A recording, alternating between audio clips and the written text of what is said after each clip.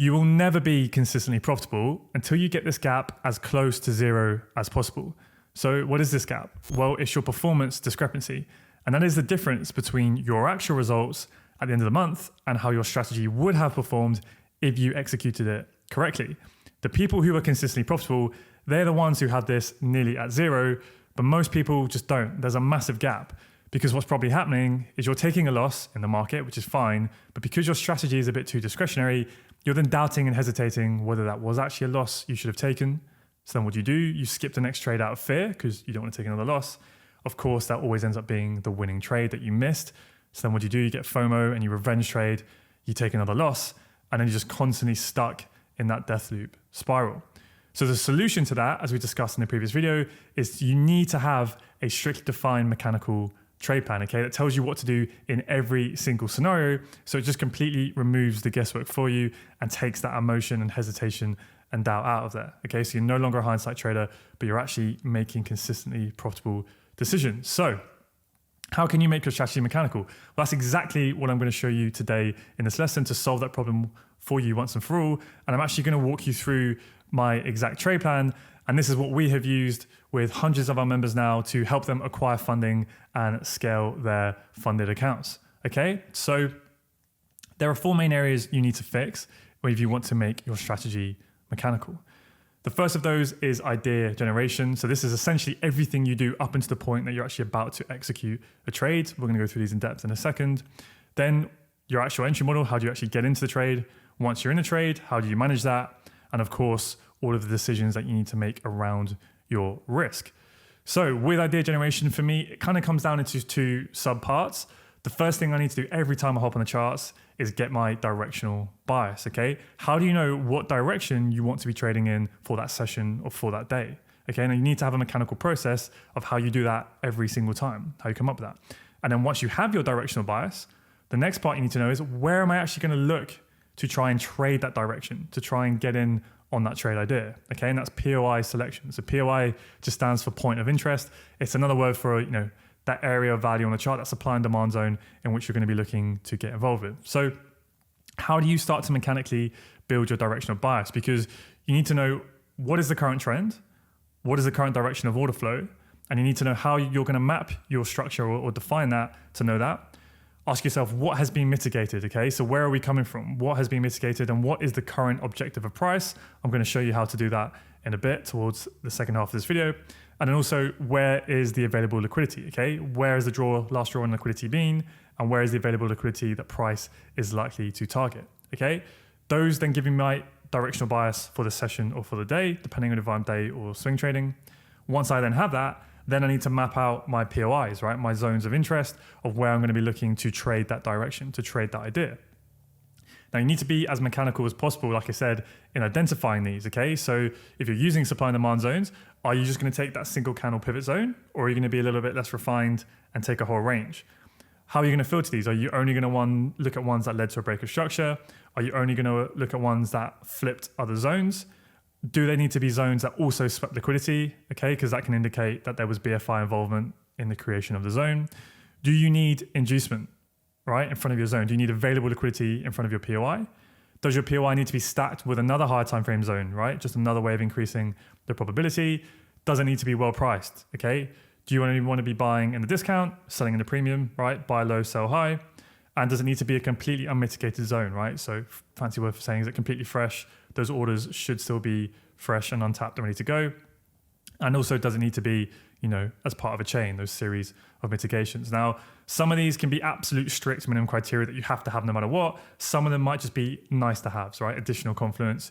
You need to decide exactly what is or isn't confluence or strict criteria for you. So again, you can be as mechanical as possible. Now, once you have your directional bias and you know the POIs that you're interested in potentially trading from, set your alerts.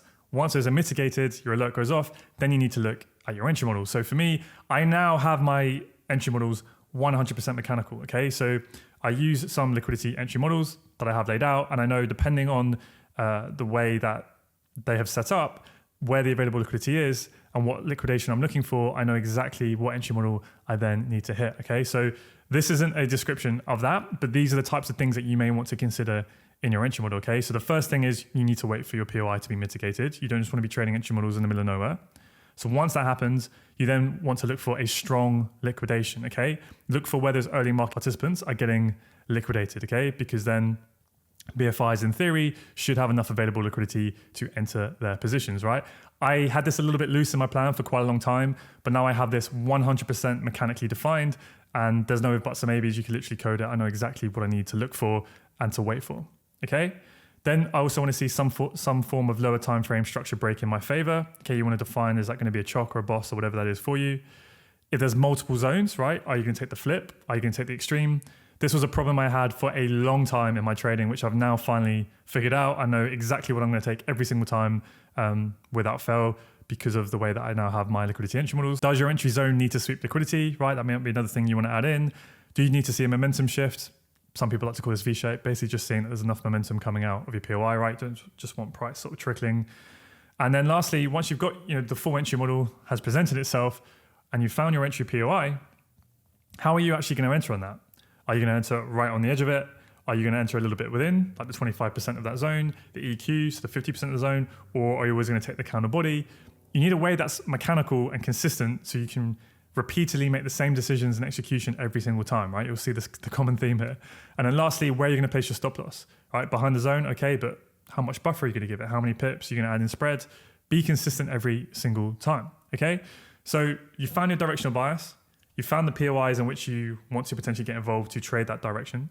Once those POIs go off, you've then waited for your mechanical entry model and you've now executed the trade. So once you're in the trade, then what?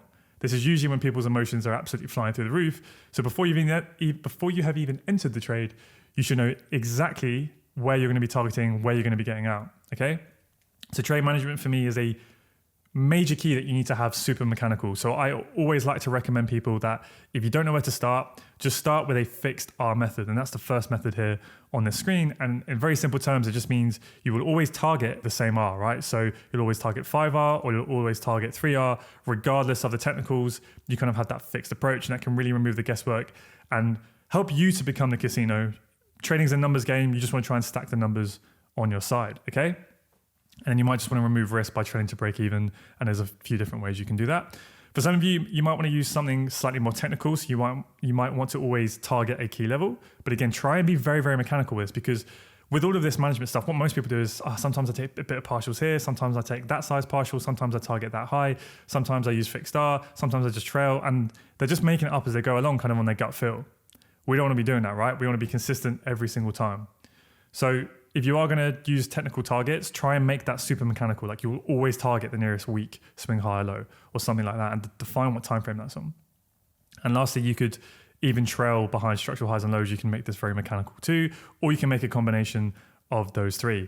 And there's just a few questions there below for you to think about even more depth. If you're going to target key levels, well, how many pips before or after that key level are you going to target, right? Be consistent every single time. And then lastly, risk management. Not a very sexy topic, is it? But super, super key. Position sizing, be consistent with it. It's super simple stuff. Scaling in, when are you going to do that? When are you not going to do it? Right? Do you need to have your initial position size, your initial position risk removed or not? Do you have max daily loss limits? For me, it's 3. If I take 3 losses in a day, 3 strikes, I'm out, that's it. Walk away, come back another day. And then total open risk, what's the amount of open risk you'll have across your positions? And you can go even more depth here, right? You can talk about your session timing, what you can do around news, and all of that fun stuff. So overall, there are the 4 sort of key high-level areas that you need to get down. Your idea generation, you need to know exactly how you're going to generate your bias, your directional bias for the day, and then how you're going to select your POIs to know what areas you're going to potentially look to try and get involved. Once price mitigates those POIs, you need to know your exact mechanical entry model, so you know exact pattern and setup you're waiting to occur and how you're going to trade that. You don't want to be guessing which zone do I take. Trade management, once you're in it, you should already know exactly how you're going to manage it, almost to the point that you can code it. It should just be as simple as that with trade management. And then risk management, again, simple ones, not sexy, but if you keep that consistent, as traders, we are at the mercy of random distribution. We will never know the sequence of our wins and losses. We don't know which ones are going to be the big trades or not. So just keep your risk consistent, okay? So as I said here, fixing these elements of your trading will allow you to accurately measure and optimize your strategy performance. Because if you get to the end of the month and you want to try and review what you've done, sometimes you manage it that way, sometimes you enter that way, your stats are kind of useless to some degree. Whereas if you have a mechanical thing, then you go, right, what happens if I tweak this little dial on my trading plan, it would have resulted in this, right? That's how you design a controlled environment so you can actually optimize your strategy accurately, but we'll get into that in another video. So let's go and show you now on the charts kind of what this plan or my plan visually looks like, and I'll talk you through that of how I've tried to make it as mechanical as possible. So we've gone through kind of all the technical details of how you can start to think about making your plan as mechanical as possible. But whenever you do anything like this, I always think it's worth thinking about how can you explain your strategy to someone in one sentence? What is the simple overarching philosophy here of what you're trying to do? And when I think about that with my own plan and when I try and teach this to others, really what it boils down to is I'm trading medium time frame order flow from those medium time frame POIs, and then I just use lower time frame execution once price gets there. It's as simple as that. Okay, so I'll talk about what the medium time frame is in a minute, but this diagram, before we get on to the next one, is kind of just trying to visualize that for you, where essentially you have your medium time frame, you follow the order flow, right? So whilst it's bearish, we want to be trading from these strong highs, right? It's a strong high because it took out the low. We want to be getting involved in these POIs here, and then just simply following that order flow and just targeting the next weak piece of structure. Okay, likewise, when that order flow then changes, we want to be focusing on getting long from those medium time frame POIs, trading in line with the order flow, targeting those weak highs, and then dropping down to our low time frame execution time frame. Okay, denoted by here. Now that is not an entry model that I use, but I just wanted to draw there just to depict to you the fractal nature of the markets. Simply trading in line with the order flow of this time frame, waiting for your medium time frame POI mitigation, and then dropping down to your lower time frame and simply looking for your entry model from there, trading in line with your medium time frame order flow. Okay, so that is kind of my overall plan in its most simplest form. Now, what happens is people have these most amazing entry models, which are great, every single bell and whistle, and they learn them and they get it, and they understand that trading in line with their medium time frame order flow, and they understand that they need to wait for their medium time frame POI, but then they just hit every single medium time frame POI that has an entry model, and they wonder why they're not getting as high as a strike rate as what they could be. And what that really comes down to is you need to understand, one, POI selection, but a big part is building the narrative. And that's where you need to introduce a third time frame, right? And that's why we have the 3 time frame philosophy, where you have a higher time frame, a medium time frame, and a lower time frame. And that's what I'm going to talk through with you now, and how we can try and make this as mechanical as possible. Now, this is just a way I can visualize my trade plan for me, and I know where to, how to approach every area and phase of the market. And on the right-hand side here, I have my lower time frame entry models. So those entry models take into liquidity concepts into consideration in depth. That way I don't have to draw those on the diagram here because we get quite complex. Okay, but those entry models are beyond the scope of this particular lesson, because first, there's no point in learning the perfect entry model. First, you need to understand when you should actually be using them and what POIs and why. So like I said, we want to be trading from our medium time frame POIs using lower time frame execution, but we bring in one more time frame, that higher time frame, to really help us nail that down. Okay, so let's talk through this. High time frame gives us our current objective of price. Our medium time frame, those are the POIs and the ideas that we're trading. That's where I spend 90% of my time just thinking about my medium time frame. And like I said, then we drop down to the lower time frame for execution. So these are kind of some example timeframes you can use to help you. If I'm swing trading, my high time frame will be the 4-hour chart. I'll keep an eye on the daily. My medium time frame is a 1-hour chart. So that's where you have your main bias and POIs, and then you drop down to 10-15 for your execution. When I am day trading, my high time frame becomes a 4-hour. My medium time frame is M15. That's where I spend nearly all of my time. And then once price hits that POI I'm interested in, only then do I drop down to the M1, right, to look for my execution. Okay, so higher time frame, that gives you your narrative. What do I mean by narrative? Well, narrative is whether we are trading that pro-trend higher time frame run, or whether we are currently trading the higher time frame pullback phase. Okay, and what that will do is that will signal when your medium time frame is going to change trend. And the reason why this is key is so many people just keep following their medium time frame order flow, but they can't anticipate when that's likely to change trend, and also when they should be aggressive and try and potentially get in and anticipate that change of trend. And the higher time frame helps with this massively. Okay, so then your medium time frame, like I keep saying, is that gives you your immediate bias. That's the one I'm always trying to trade in the direction of that, and I'm only ever trading from those medium time frame POIs. Okay, I'm never just as soon as price hits a high time frame POI, I'm not dropping down to the low time frame.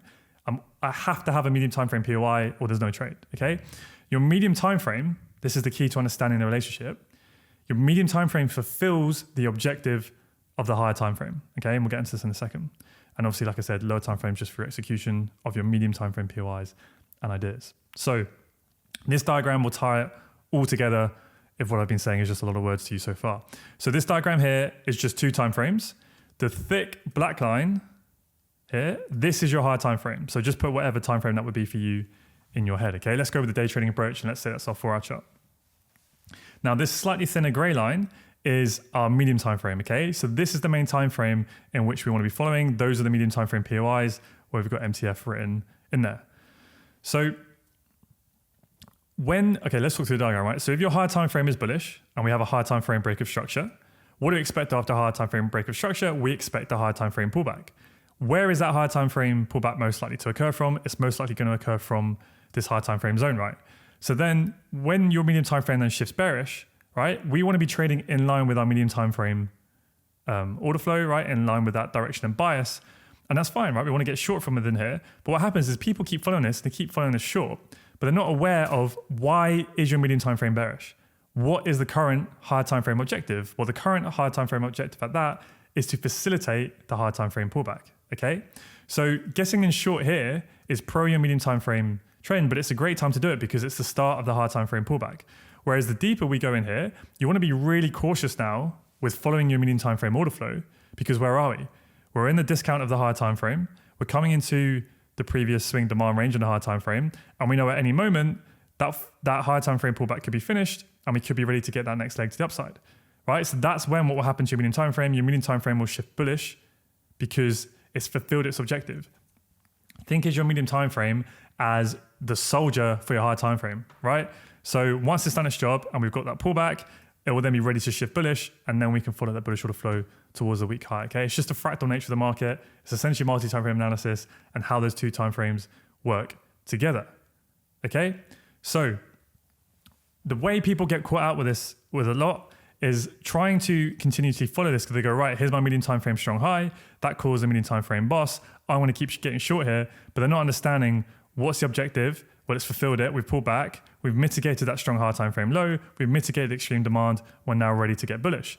And when you understand that, that's when you can get aggressive and get in long here, counter to your medium time frame trend, and then start to follow this order flow, okay?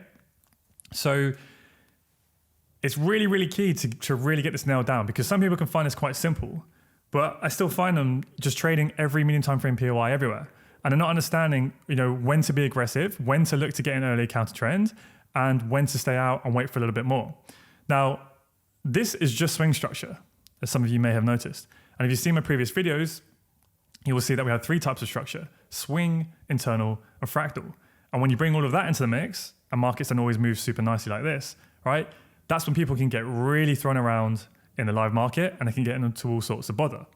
Because what would often happen is people will see, okay, I know I need to hit my medium time frame. Once that's mitigated, what do? I jump down to my lower time frame. And they're doing it in quite a lot of wrong areas where they should wait for a bit more confirmation, right? Are you going to jump in this straight away, or are you going to wait for that boss and wait for order flow to shift? Okay, you have. Then price comes into here. This is your strong medium time frame POI. Happy days. Are you going to jump down to your lower time frame straight away, or are you going to wait for that medium time frame chalk or boss in here? So you have a bit more confirmation. You then have a fresh POI, and then you're going to target lower. Are you going to wait for those extra confirmations? And that is the art of trading, that it takes quite a long time for some people to really get their head around of when and when not to wait for more, okay? So what I have done is I have built a cheat sheet that tells you what to do in every single phase of the market. Whether you should get involved straight away, whether you should wait for a bit more confirmation, how far you should expect price to go. And I've distilled that down into an extremely mechanical method that we've used for our members that we're going to go through in the next video. So make sure you subscribe, and we'll go through that there. Or if it is out already, you should see somewhere on this screen, and I'll see you over there.